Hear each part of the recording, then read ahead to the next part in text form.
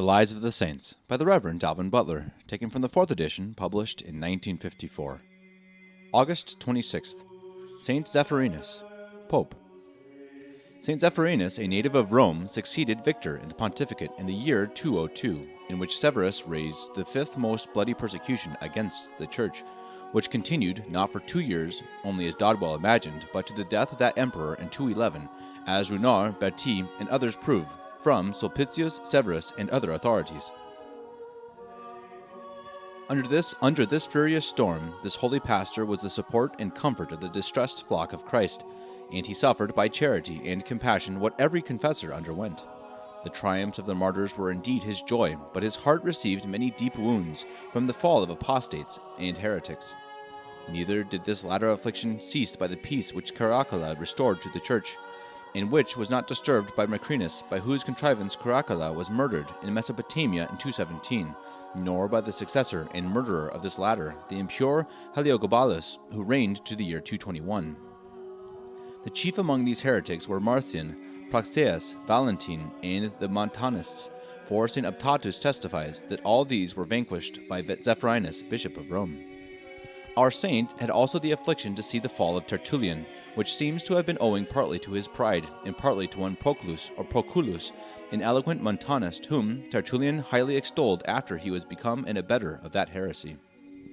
This Proculus was publicly put to confusion at Rome by Caius, a most learned priest of that church, under St. Zephyrinus, who was afterwards ordained a legionary bishop, that is, with a commission to preach the gospel, without being fixed in any particular see, as Photius assures us.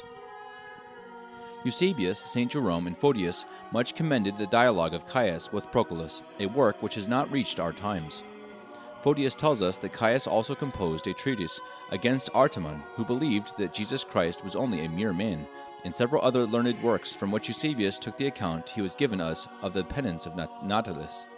This man lived at Rome, and having confessed the faith before the persecutors, underwent torments in defense of it, but afterwards was seduced into heresy by Asclepiodotus and Theodotus the banker, who were both disciples of Theodotus the tanner, whom Victor, Bishop of Rome, had excommunicated for reviving the heresy of Ebion, affirming that Christ was no more than a mere man, though a prophet.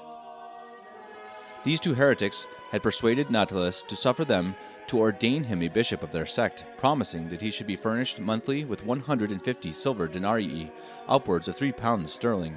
But God, having compassion on his confessor, warned him by several visions to abandon these heretics, among whom he was detained only by interest and vanity.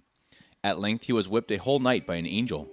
The day following he covered himself with sackcloth and ashes, and, shedding abundance of tears, went and threw himself at the feet of Zephyrinus. He prostrated himself also before both the clergy and the laity, in a manner with which the whole assembly was much affected. However, though he entreated very earnestly, and showed the marks of the stripes he had received, it was with much difficulty that St. Zephyrinus readmitted him to the communion of the Church, granting him, in recompense of his great compunction, an indulgence or relaxation of the severity of the discipline which required a penitential delay and trial. Eusebius tells us in the same place that this holy pope exerted his zeal so strenuously against the blasphemies of the two Theodotuses that those heretics treated him in the most contumelious manner, but it was his glory that they called him the principal defender of Christ's divinity. St. Zephyrinus filled the pontifical chair 17 years, dying in 219. He was buried in his own cemetery, comprised in that of Calixtus, as Aringi shows, on the 26th of August, on which most martyrologies commemorate him.